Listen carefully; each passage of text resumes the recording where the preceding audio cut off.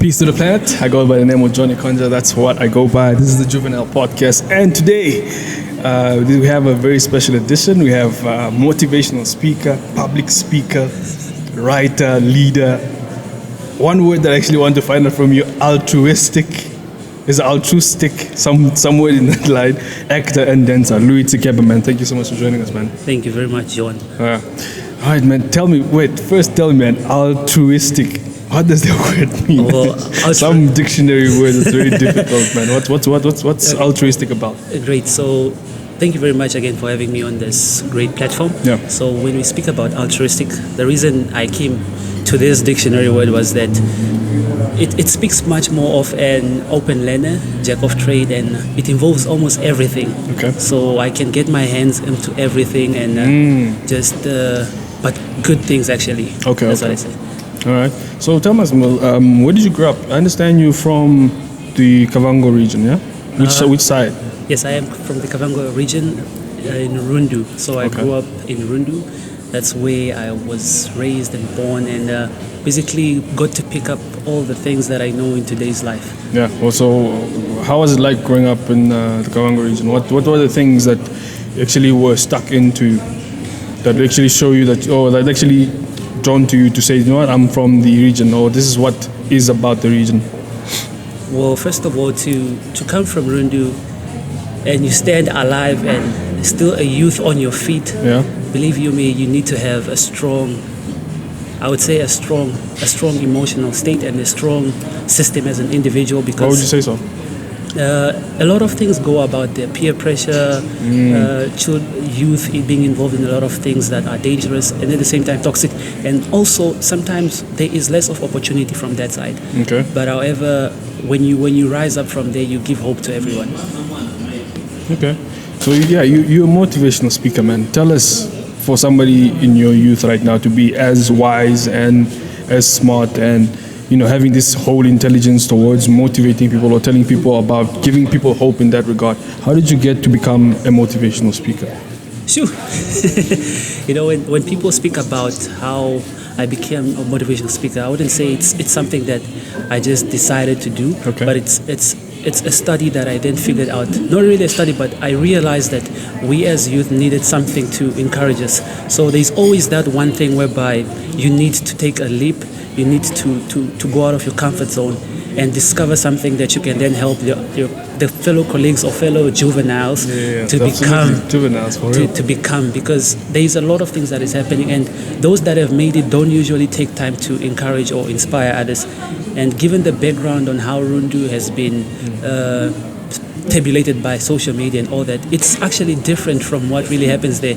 And the problem is that what we as young people see on social media sticks with us. Yeah. So what then encouraged me to become a motivational speaker, I usually view myself as a transformational motivational speaker rather than just someone that speaks to you and speaks to you about life. Perhaps just enlighten us on what transformational motivational speaker is all about, just with difference to normal motivational speaking. Great. So you see, when you speak about motivational speaking, this is some cliche whereby you say, no, you can jump high, but then we don't give you, one doesn't give you how high, but they're encouraging you to jump high in order for you to achieve. So when I speak about transformational motivational speaking, is that I tell you jump how high on what levels that are actually sound to you, levels that best fit you. Yeah. Whereby if I tell someone that you can do this because you've done A, B, C, D, and if you want to reach this certain level, this is how you go about it. Right. Give you real life scenarios rather than cliches that, yes, they are good, they are encouraging, but at some point, some things are very questionable, whereby you just look at it and like, can this thing really happen? You get me? Mm-hmm. So I want to go back to where you grew up. You went to school in Rundu, is that? Yes. Okay. How was your educational system like? Where did you go to school to? Like, which school did you go to? And how did it transform who you are today? Oh, thank you very much. So I went to a primary school called Rudolph Ngondo, just a little bit of back history. Okay. And this was a great primary government school back in the days. It's still also popping, whereby it molded me into an individual whereby I got to see things from a different perspective. And then after that, I attended my secondary school, of which I did my completion, which was Dr. Manis Kampungu. Yeah. Well, so with Dr. Manis Kampungu, the school itself speaks for itself. Yeah, yeah. Dr. Manis Kampungu. Yeah. So initially, it gave me a sense of being, to understand what it really means to be a doctor, not only by profession, but also in a state of the mind. So you're a doctor? I wouldn't say that. I wouldn't say that, but most people call me doctor. Oh, wow. This emanates from different reasons because of the things I do in life. Okay. Some might perceive it maybe on a higher level, but yes, I am getting to my doctorate degree probably in the next 3 years. I'm currently in my master's. Going. What are some of the things you've achieved, man, from motivational speaking? I mean, this is something a lot of people can have a conversation about. You know, it's hard or it's difficult to just become a motivational speaker when you are not in a position to actually show what you have achieved to become somebody who can give motivation to other people. What do you think? What do you say you have achieved as a motivational speaker? Okay, thank you very much. It's a very deadly question. It's like asking me to show you how many missiles and bombs I've placed in Africa or in Namibia or the world. But I would rather give you an option to then say that, how about we learn from the people that have received the feedback of these missiles? Yeah. But just to answer your question, I would say that certain things I've achieved. You see, growing up and doing motivational speaking or transformational motivational speaking, it has been something that has been challenging back in Burundi because, number one, people look at you as a young person, as a juvenile, to say that, young lad, what do you know? Exactly. You just reference to my question. Yeah, basically, yeah. You just grew up and whatnot. But however, my type of motivational speaking is that there was a point in my life whereby I went into a loner zone, whereby I had to sit down, introspect myself as an individual, and at some point I would sit in quiet places, even on school ground, just observe people, observe why they behave in certain ways, much more on a humanitarian perspective, and learn to speak to their mind rather than their heart. Because if I can speak to the mind, then the mind can then pump the right blood tissues or whatever biology term would be used to the heart to actually tell this individual that this is what you need to do and how you need to get it right. So through this process, I studied people to a point that I could start reading people's minds. A friend of mine would make it as wait. No. Read people's minds. Yeah. So a friend of mine would make it as a joke, like, maybe a prophet or something. And I was like, no, look, it's a great thing to be able to understand people because, number one, you are then able to direct them to the right path. Absolutely. You see, that's why we speak about transformational path. Because yes. I don't just guide someone like, let's go this way. But if I can read from what perspective, like your vision, you're doing a great thing. So as an individual, I see you becoming not only great, but extreme above creation itself. You've heard it, man. You've heard it. Yeah. Awesome, man. I appreciate that a lot. But again, who inspired you? Who is the one person you really looked at who's a great motivational speaker or somebody who actually is doing so good that you perhaps like took so much from that you applied to today? Great. So I'll be very honest. My first motivational speaker or inspiration was my father. Given the reason that growing up, I would see him give life to young people, learners, individuals, and they would come back. You know, growing up... So he was a teacher? Yes, he was a teacher. Okay. You see, growing up, we act silent and we just sit undercover and we watch our parents as they speak. And then I asked myself, I was like, I want to be like him one day. And now you actually speak that your father was a teacher. You know what they say about teachers, learners. Teachers, kids. Kids. They never turn out to be the best, or like the best behaving. But you turn out to be so great, man. How did that shape who you are today? Sure, that is something very, very dangerous because number one, I never had good grades in high school. But, really? That's really difficult to believe, man. Yeah, that is one thing people say, that how do you, people at some point estimate or maybe guess that maybe I studied at a certain private school or something, but I go like, no, I just went to an ordinary government school with dedicated teachers that helped mold me. I remember my English teacher. I wasn't good in English, number one. Let me be honest. That's a question I'll get to later. Yes.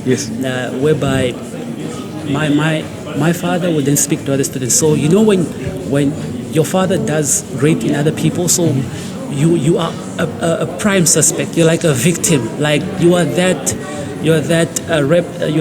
animal in the jungle whereby each lion, cheetah, and hyena is looking at like any single mistake, you are gone. So I was that animal, but then I had to stay calm and keep myself positioned and look back and say that, look, number one, it's not only your reputation you're tarnishing. You're tarnishing a reputation that your father has built. In as much as we say that we also create our own reputation, we need to remember about the people that have brought us their reputation, because it affects the whole family chain. Actually, it really does, Yeah.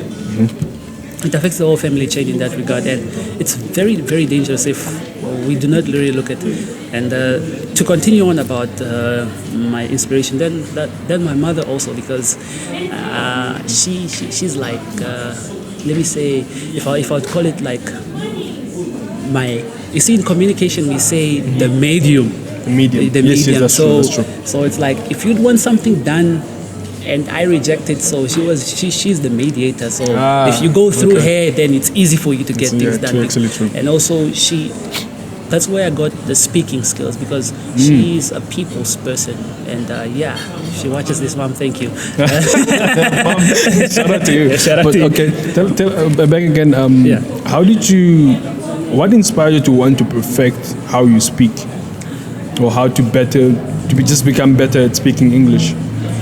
Thank you very much. And where did it come from, actually? Well, what inspired me is something very big, is that I've always, you see, using English is a powerful thing.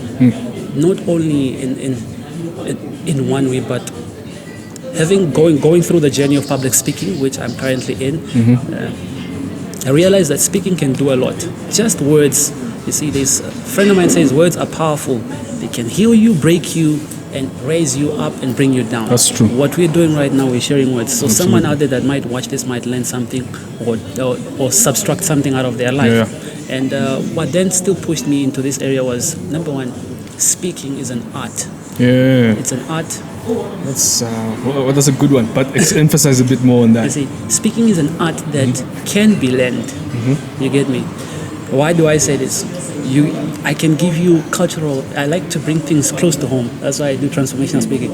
I give you an example of parents whereby, if it's a meeting whereby parents are gathered, there is that one uncle or that one auntie that once they open their voice or their mouth to say a word, everyone turns their ear, and even if it's a word to say that just give me water, everyone has to turn and listen. And those are people that have influence. When you can speak the right words at the right time, you have influence. And once you complement it with the little things we learn in life, voila. Awesome, man. Tell me about Toastmasters. What is Toastmasters, and how did you get into it? Thank you very much.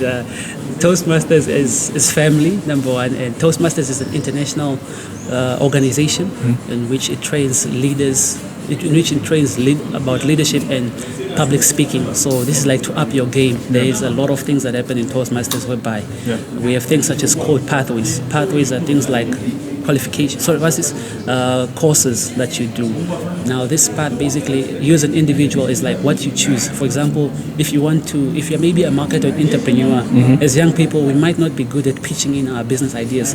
So there's a pathway called the presentation mastery. So you learn all that, and at the end of the day, you get a certificate. Now remember that this certificate is an international certificate, so it plays a role. Currently, who are some of the great people that actually went to Toastmasters right now? I've heard there was a few, but I just can't recall at the moment. I can give you an example of Harry Musimuko. Harry Musimuko is one of the Toastmaster speakers in Namibia, and also we have the likes of Michael. Yes, Michael. I forgot his surname, but his name is Michael. He's also a Toastmaster. He usually trains banks. So any corporates, this guy is always there. We also have Mr. Popieni Kapokwena. Oh yeah, I know him. You see, and you can see that when with speaking, it complements all these ideas. And then we also have the likes of Miss Portia, Timbo. We also have Nadia. There's a lot of people actually. And the good part I've learned from these people is that they make money through speaking. You get how? Explain that. So when is it maybe like only when you get a MCing gig, or what? Speaking is something beautiful. You get me? It's like the profession that you do. So currently you host podcasts. Now with Toastmasters,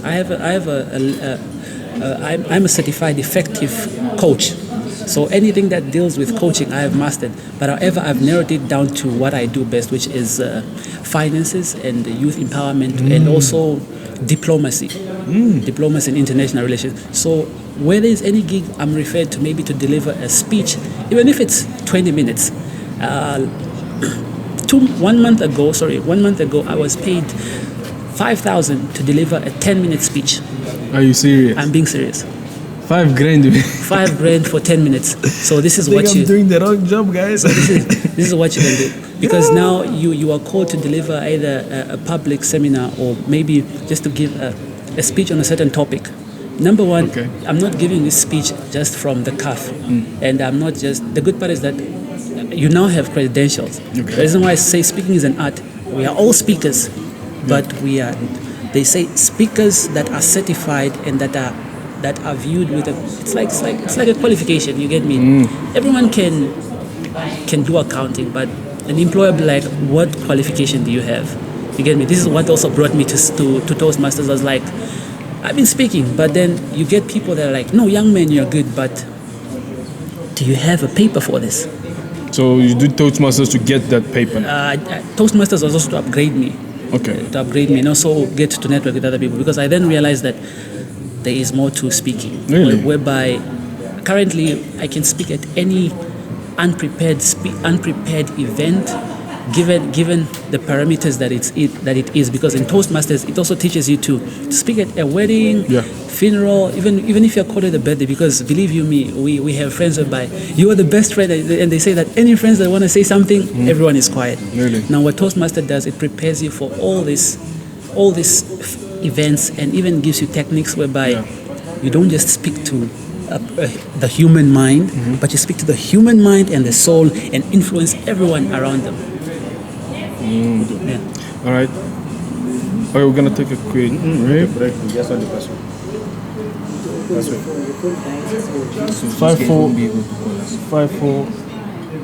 Yeah. 2005. That's the password. All right. Okay, back to where we ended. I wanted to go back to what you studied. Okay. So, what I studied in high school, or No, like tertiary. tertiary. Yeah. So I have 3 qualifications. Tertiary. Three. Hey. So number one, When did you start studying anyways before you continue? I wouldn't disclose that because it will scare people of how old I am. You didn't buy your qualification, I obviously. didn't buy them, so it will scare people how old I am. But to start off, I studied finance. I did a certificate in finance. Then I did a bachelor's in finance. Then I did an honors in finance. 3. Okay. And currently, I'm doing a master's in international relations, diplomacy, and management. So I did the whole shift. Okay, bro, that's amazing, man. So how is that helping you right now? Have you actually I want to ask from questions actually deriving from your qualifications. So are you working currently? I'm currently self-employed. Self-employed? Yes. Okay. Currently How's that going for you? It's a hustle out there, because I believe that once I understand, you see, given the motivation I give, at the same time I also sit myself down and introspect, like, do you want to work? Yes, I do want to work, you see, but before you work, I need to understand what happens when the job is not there. Because what COVID taught me is that, yes, I was working previously as an intern, but then I realized once COVID struck, it then brought me to a scenario, and I thought that, what happens if this was a lifetime type of situation? And then, but however, public speaking has always been there for me, and also designing, artwork, dancing, and acting. Always come through. And you just mentioned acting, and reminded me of a question I also actually was keen on asking. What do you think of the current Namibian film industry? How many have you? Did you act in any of the films here? I wouldn't say I've acted in Namibian films. I think maybe it's opportunity, and also the age and the characters they look for. It always hits, because I sometimes meet the character, but as though the age that comes there, you never qualify. I don't qualify. They say you're too young? Yeah, in that sense. You see, when they say you act like a grandpa, son, come here. But okay. All right. Yeah, in that sense. But so far I've been doing acting with young friends of mine, and we're busy trying to produce a film. Probably should be out by next year or something. Yeah, so coming out right. All right, that's great, man. The evolving male. When did that come about? The evolving male is something I'd call an infant that was conceived in 2017. But 2017? Yeah, but it was just... I only got to see the light in 2021. In 2021. But it was just in there. Reason being, speaking about the evolving male is a platform whereby I educate, empower young men, boys, and also creating a safe space for both men and women. Yeah. Reason being is that for the past years, yes, I am I vouch for women empowerment to say. However, there is one thing that hits my mind to say that the problem is not the woman. The problem is the boy child or the male child. And because we are the problem, who then speaks to us? You get me? And what's the solution to that? And what's this? You see, the solution to that is that we need to treat things in a sense whereby once you understand the perpetrator, speak to the perpetrator rather than the victim. You see, the problem is that we often ask the victim what happened, how did it happen. You see, it's a great thing, but then you never ask the victim, why did you steal? You get me? When you then understand why the victim steals, which means you can then prevent actions that can transpire that the victim has done. So speaking to the boy child, what I found out is that, you see, I then learned that not all male figures actually end up into GBV or this crime or criminal act as an act of self-choice or something. But it's because of some certain thing that they've gone through. And when you speak to them, they tell you that, look, if I had learned all this and this, I could have become better. Yeah. And sometimes it's peer pressure and also the way society has classified us as individuals. Yeah. Because now we are in a 50-50 equality type of and world. I don't know how to feel about that, honestly. See, for me, it feels like 50-50, almost at some point, feels like 50 cents and $50. Honestly, I don't know, man. But yeah, continue. What do you think of the 50-50 thing? 50-50, it's a great thing because we live in an equal world society in which we must acknowledge whereby each and everyone has equal rights, equal opportunity. But however, when we speak about equal rights, equal opportunity, I pose a question to then say, do we also have the same opportunity such as men empowerment programs for male? This is where. But then another question also comes in where you'll find that what's widely discussed is that women in leadership per se, there is a lot of women that are not in leadership, and also becomes a thing of inequality and all of that. What's your take on this? Women in leadership is not a problem. You get me? Why I say this is because number one is that we cannot just pull the slingshot, just shoot any male or woman into leadership.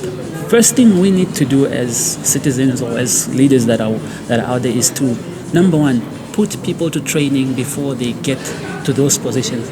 Because it's like taking this container and we put it right here and we say that this is a high valued container. You get me? There's a difference.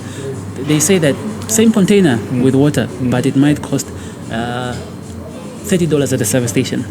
But same container in a shop, in a retail shop, you might get it at 10 Namibian dollars. Yeah. Different scenarios. What did it go through at the service station? That is one thing. Are expensive, you see, guy. that is one thing we need to understand. Yeah. So why am I trying to bring this up? Is that women empowerment is a great thing, but we must re-emphasize that women should also take time to learn about leadership, like prior. Also, this also applies to men. We should apply this leadership, learn before you get there, so that at least when you find me as an individual in a certain leadership position, it shouldn't be questionable. It should be something that you can actually have a recap, or you can go back and say that, okay, this guy, yes, he has been doing this, he is fit to be there. But if there is no track record of an individual in leadership, there is a problem. What about politics? Are you into politics? The course that I'm doing is a bit of politics, very scary. But so which party are you routing for currently? I wouldn't speak of party politics in this regard because speaking from a diplomatic perspective, I view things on Namibia's foreign policy, which is friend to all, enemy to none. Okay. You get me? What this then means is that youth have different views, but my main aim when we speak about politics is that can we get everyone to the same dinner table? You get me? A kid that's in Katutura to also have KFC on their daily basis or on every Friday. You get me? To me, that is the best politics we can ever talk about. Rather than us saying that, no, if we get this first kids to eat from KFC, then the others, then that is. Do you think young people should get into politics? That is the only way out. Because we do not take up leadership roles or take up the platform to be the change makers, we cannot receive the change. It's like complaining and saying that, no, this food is not good when you cannot cook. You get me? Okay. So in order for us to make the right changes, let's learn how to cook. By this I mean, let's learn how to be the right politicians we want the nation to be. Because if we keep on complaining on the chef that has been there for whatever years, and we do not want to learn how to cook, then we'll just keep on eating what's being served to us. You get me? Okay. So, what do you think of young people now being, you saw the likes of Emma Theophilis and Patience Maswa being brought into National Assembly. What do you think their impact is towards the whole representing the youth from that big stage that they are at? Oh, well, that is believe you me, that is the most powerful decision government has ever made, you see, to bring young people. Because number one, I thought, and I believe there's still more. We have the likes of the ones that are from, is it PDM, if I'm not mistaken? Yeah. Yes, PDM and others that are in parliament. And one thing I've learned is that when young people are in leadership position, we as young people need to encourage them rather than not discredit them because of their political standing or where they come from. Irregardless of how their political standing has an impact on their speeches. But remember that they represent us as a whole. So in as much, I like the fact that the likes of Emma Theophilis and Patience is that they are bringing a good change. It even encourages us as young people to say that, yes, this is great too. You see, those that never watched Parliament now have a reason to watch Parliament.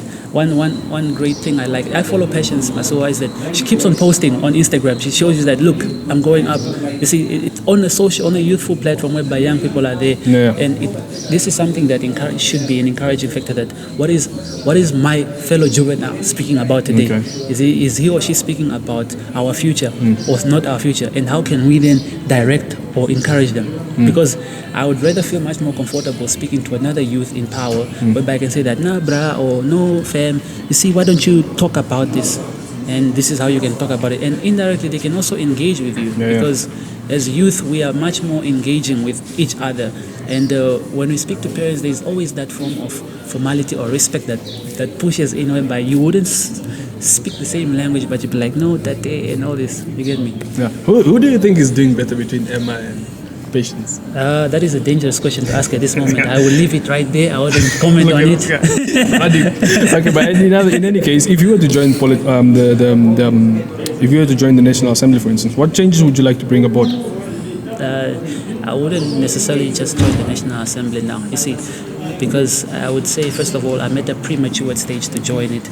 Why? Come on, you motivational speaker, you smart, man. You should know things from the ground. Why I say so is that this should be something we as youth need to look into. Number one, before you enter any political table or any political hierarchy table, you need to first understand the roots of that table, not just the roots, the seed. You see, before you join National Assembly or National Parliament, what does before the smaller levels below that, have you touched base with them? You get me? Yeah. This is why I say it's a bit premature for me. I need to touch base with everyone first of all. But I'm not saying that's my aspiration. As a young person, my purpose in life, or what I live for, is to ensure, give solutions and to bring a change. This doesn't mean if I'm in a certain position or whatnot. What I can do from my space, I have to push it, and that's what I would encourage other people. You've spoken at a lot of mostly, I saw you were speaking at a lot of IUM's graduation ceremonies, and also a lot of their ceremonies, man. So, what do students say to you when you actually put them in that position of giving them hope and strength and all of that?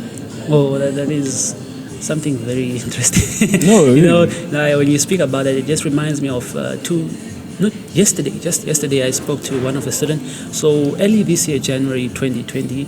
in February, at the orientation, I gave a speech to the first year students whereby I spoke about the importance of them accepting where they find themselves, because you see, we live in a world where we as juveniles always have this thing that I'm at the best place, I'm at the best varsity and all that. And my saying was, look, you find yourself in a certain position because God knows your position in that place and how you're actually going to do great in that position. A religious guy, right? I believe in God. That's awesome. That's awesome.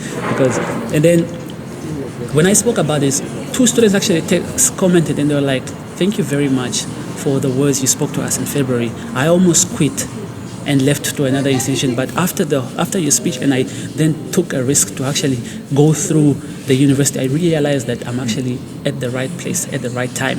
Thank you very much. So they were just sending appreciation texts, of which I value, and this is something I would like to share out. If there are people out there, please do call on to me. I just like sharing out hope and giving people the rightful meaning to understand that, look, you find yourself in situations for a reason. I find myself at the Juvenile podcast for a reason, because for sure. This is greatness in the making. And there we go. For real. Yeah. This is greatness in the making, or it is greatness already. And I cannot ignore it, and we as individuals should not ignore it. Much more on the gigs of IUM, as you spoke. Very interesting is that I started emceeing at festivals. So just when I arrived as a first year student, I think that was 2017 at IUM, I already jumped into gigs. I was emceeing cultural festivals. You can already imagine cultural festivals in Windhoek. These are events whereby they are packed with round about thousands of people. Do you ever get nervous when you do these things? Like, you speaking, being in front of big crowds, big dignitaries, and do you ever get nervous? Practice makes perfect. So you practiced. That's how you got better. I wouldn't say I practiced. I would say I had the right critiques in my life. Okay. Whereby if I don't disclose this, it'll be very dangerous. I had a roommate back in the days, which is Parakias Awene. This guy has been a great brother. Whereby you get people that I like his criticism up to today. I feel like if you need criticism that can push you, if you are not a crybaby, call on to this guy. Who's this guy? Parakias is a good friend of mine. He's doing engineering at NUST. Okay. So what happens is that a gig comes up and I'm preparing. He goes like, are you sure people are not going to sleep at the show? So now that slaps me and I go back into, you don't sleep when someone says that, and you know that, okay, you're going to stand at a large crowd. And obviously this is a gig you are doing. So the gig basically, it's like the first hit takes you to the next level, or it will totally bury you in the grave, whereby people only remember you when they're about to put your tombstone on. So now, but then he would encourage me that, look, you can do this in this way, but if you don't do this, you're going down, my guy. So the first time I then pulled off at the gig, and I was like, I hold the mic, I said the first words, are you there? As what other guys would then speak about it. But people are quiet. This is when my smaller sister comes in mind, because my smaller sister also is a good inspiration up to this day when it comes to speaking in crowds. These are her words, and I'm sure we can learn from her. She goes like, be like Mr. Bean. You see, Mr. Bean, in a sense whereby Mr. Bean has been seen as the best-selling comedy, whereby if you're old, young, clown, you see. One interesting thing is that he doesn't say words, just acts it all out. So now I ask myself, to be like Mr. Bean in a crowd, what do you do? Then I had to use my art and talent, so it was like dancing and all this. And then I could link with the people. So after that, I realized that you just need to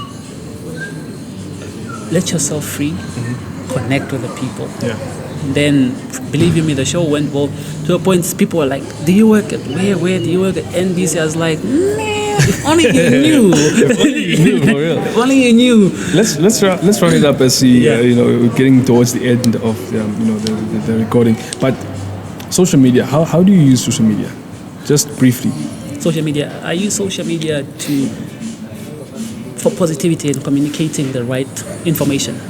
I hardly use social media for the wrong context. Just trying to look for clout and just throwing off a lifestyle, which is a lot of things that a lot of young people are doing. And what do you think is wrong with that? The problem is that we as young people, we are very fast to click, like, share, and comment without us verifying the information, whether it's authentic, it's correct, it's true, it's genuine. You get me? Because the moment you just share, some information can actually hurt someone emotionally and can kill someone. So before I click on anything, I usually ask myself, is it necessary? Should I even share it? Should I even post this? Even individual pictures or something, because I ask myself, is it necessary to post this? You get me? How does it benefit you as an individual? And I got to realize that some of the things we post are the reasons why we are unemployed. You get me? Because little do we know is that you as a host, you found me on social media. So what then makes you to find me on social media is what I post. You get me? So same goes to a manager. See, we say that our social media platforms shouldn't be linked to it's not our lifestyle, but they actually reflect, because if a boss goes and checks that, this person is always posting about how to rob a bank, or maybe posting comedy things. Yes, it's great content for juveniles like you, but then it brings questions in your manager's mind, like, okay, if you have this time to do this, would you have time for this? All these things are things we should ask ourselves as young people. And also what we want people to see us as. We should allow people to see us as how original we are, because most of us young people, we live a life which is cliche or a little bit or definitely fake on social media. Yes, that's because true. Now very, we have true. filters. We have filters on social media until you meet this person, like, oh, so it's you. So it's you. And sometimes lifestyles also put us into peer pressure. This is why we get to see things such as youth going into peer pressure, dating blessers, or maybe committing crime just to get that small ching and show off to the girls, like, yeah, I'm living the life. You get me? But if we could accept and live our normal lives, we could actually be at a good state. I like saying that, no, it's better to live a happy life being simple rather than living a life with a lot of crowd on your case. And when you lose what you were holding the crowd with, then you can't handle them. Very dangerous. All right. The final words today for the juveniles. What do you want them to learn from you today? What do you want them to take away from this podcast today? Sure. Final words are always the hardest thing I have to say. But I thought you roast them, and like that's like your easiest thing to kill. Because the reason why I say final words is that final words might be too short and too deep, or they might be too long and not deep. Okay. But in this regard, it's the juvenile, it's youth. So we as youth like short things and something that hits. So I'd say, number one, you're the admin of your life. That is a motto that I run with. And number two is that I categorize things as four. In order for you to find yourself or to keep your life in check, put God first. I believe in Christ, God. So whatever God you then believe, then put Him first. Number two, yourself. Because you matter to yourself before anyone else. Because your happiness cannot be compromised. If you are happy, then you can understand your outside. Number three, your dreams. Once you understand yourself, you will then know what you're about to go for. You'll understand your purpose. You'll understand that this is what you want to achieve in life. Number three was your dream. Number four, which is everyone around you. Everyone comes after you've understood who are you saving, who are you, what do you want to achieve, then everyone. Because the moment you switch this map, that is something I got to create myself. The moment you switch this map, putting people first, you will lose yourself. You get me? Putting your purpose above you first, you will lose yourself. Because it's fine. How does your dream guide you? You have to guide your dream. You have to guide yourself to your dream. You get me? And in conclusion, I would say anything is possible if we believe in it. And we as youth need to start encouraging one another. You get me? And actually supporting each other in a sense whereby the greatest content goes viral on social media, but not the right content goes viral. Bars, man. Bars, Mr. Sikeba, thank you so much for making the time today, man. Sure. I don't know how I'm even going to round up this whole discussion today. A lot of knowledge spit into my head. But yeah, man, Mr. Sikeba, thank you so much for making the time to talk to the juveniles today, giving us much knowledge and wisdom that you shared today. Yeah, man, peace to the planet. It's me, man, the John Ikondja right here. We are at the Katukombe restaurant, man. I had a great meal today here, man, and it's a great place, great environment, great air. You know, I loved it here. You guys should literally come and see this place because it's the best place right here, man. It's a Juvenile podcast. Peace out. Awesome.